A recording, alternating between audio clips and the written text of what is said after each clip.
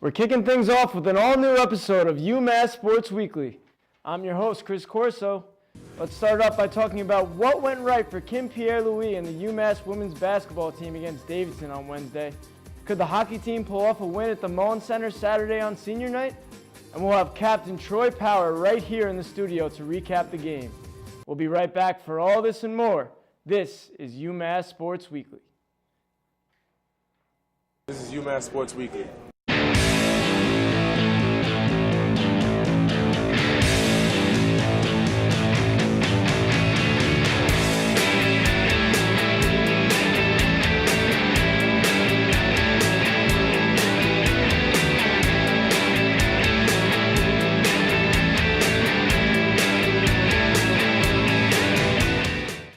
Saturday night, the Minutemen hosted Providence College at the Mullen Center to celebrate the last home game of the season for the seniors of 2015. Our hockey expert, Tommy Calautti, was there with the coverage. On Saturday night, the Minutemen took on the Providence Friars in what would lead to be a senior night classic for ages to come. After a quiet first period, the puck gets thrown on net. Steven Jacobellis throws it in front, and Madison Smiley freight trains through the crowd to bury the puck home and give the Minutemen a 1-0 lead. But then there's a scary moment for the Minutemen. Freshman Patrick Lee gets upended and goes awkwardly into the boards. He had to be helped off the ice and would not return to this game. Then, the Providence Friars jump on the UMass turnover. The shooter dekes and Steve Masterlers robs him, keeping the Minutemen lead at 1-0. Then things go from bad to worse for the Minutemen. Shane Luke takes a quick up, carries it into the zone, whips it across the slot, and Noah Akari taps it home to give Providence the 1-1 tie. Regulation wouldn't be enough, and we'd need to go to sudden death overtime. Then, it's almost as if the world ends as there's a scrum in front of the UMass net, and the puck seemingly goes in, giving the Providence Friars the victory.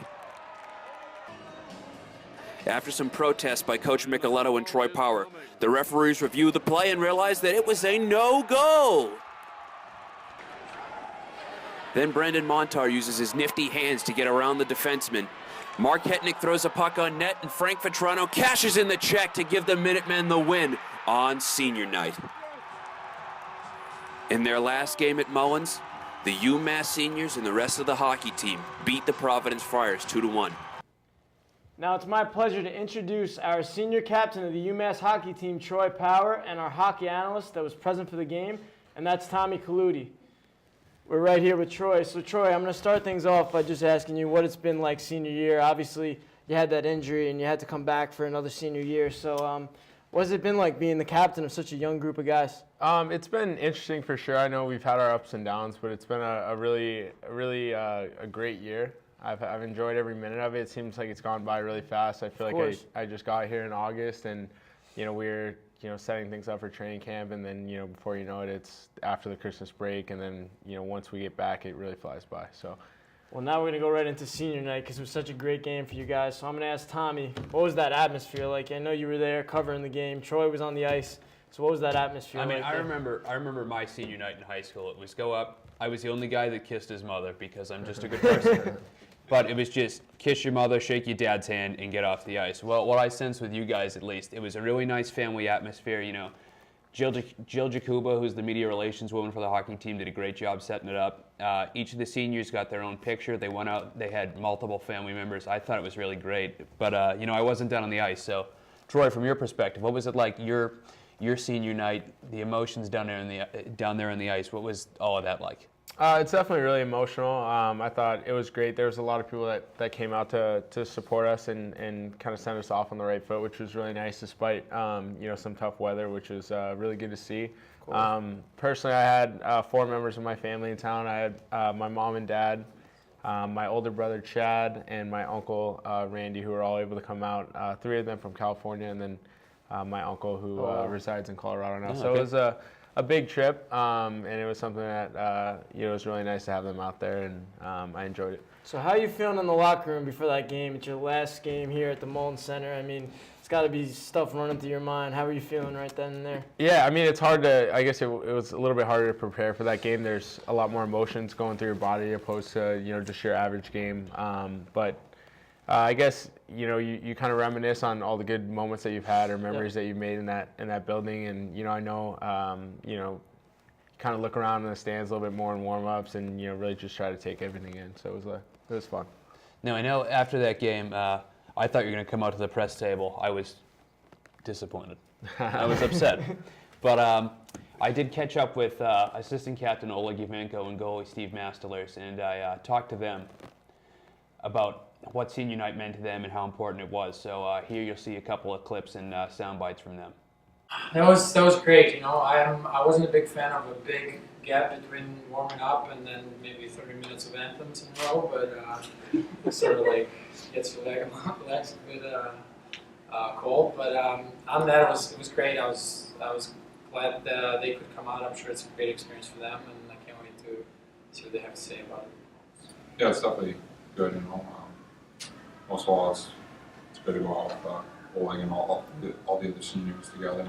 It's been a tough 4 years here. Not winning all the time, but at the same time, it's been a great time, and it's a good way to go out with it. So, Troy, I understand, fifth-year senior, you had that injury, you had to come back. What was it like? I can imagine it was difficult seeing the guys you would have graduate last year, and then on the other note, getting to come back and play that last season. What has that been like for you?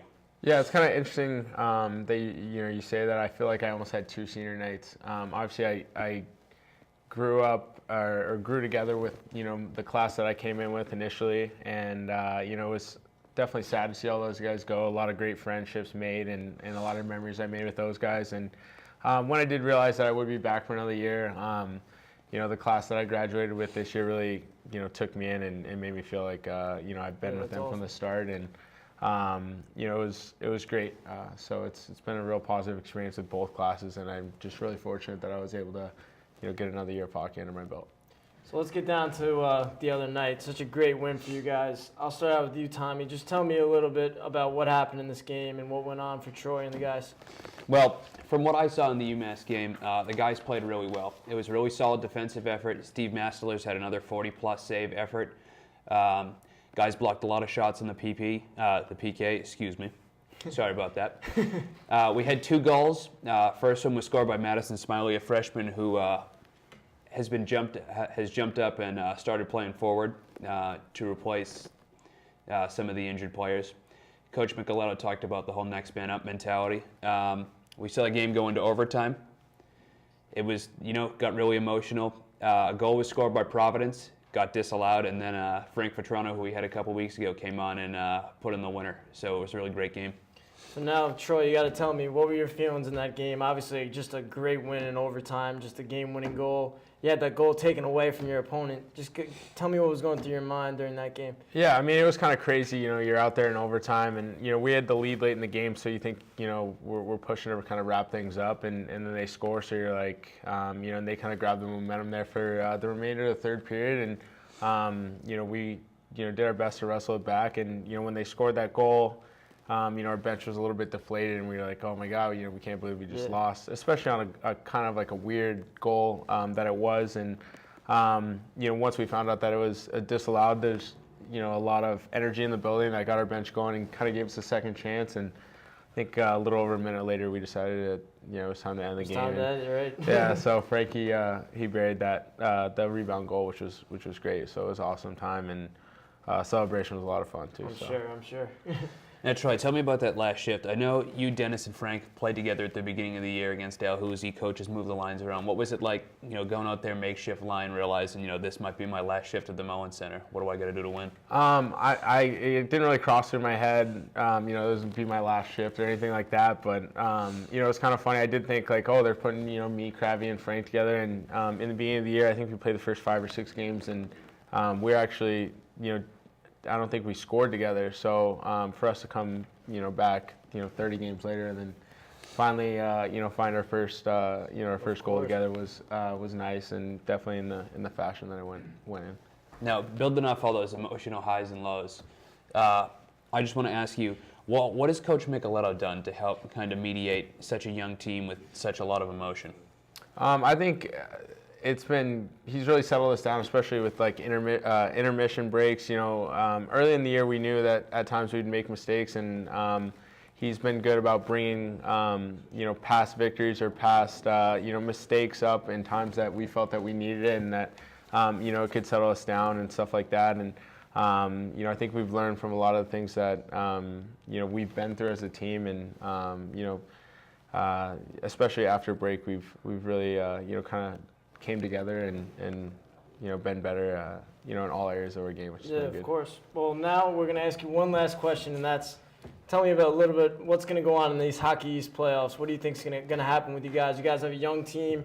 You're the leader of this team. Tell me what you think is going to happen. I mean, I think we're all really excited for playoffs. Obviously, we have one more game against UConn before we get there, but everything's really rolling in the right direction. Guys really feel good about where we're at. I think Steve's been playing great. Our defense as a whole has been really great, and we haven't really had too many problems putting pucks in the net lately. So, I think just after Christmas, we've been a really complete team, and hopefully that we can carry that into playoffs and win the first round or whoever that may be, and just give us a chance to just keep playing hockey for another day, and we'll just see where that takes us. So. Well, we definitely wish you all the best in the Hockey East. We definitely are pushing for you guys. We think you guys, I mean, you've found the net in a lot of these games lately, and you're putting up great games against top of the line opponents. So we wish you all the best going forward. Awesome, thank you guys. Appreciate it. All right, it. thank you for coming. Thanks for coming. Yeah, absolutely. Thanks a lot. All right, we'll be right back to talk UMass basketball. Stay tuned.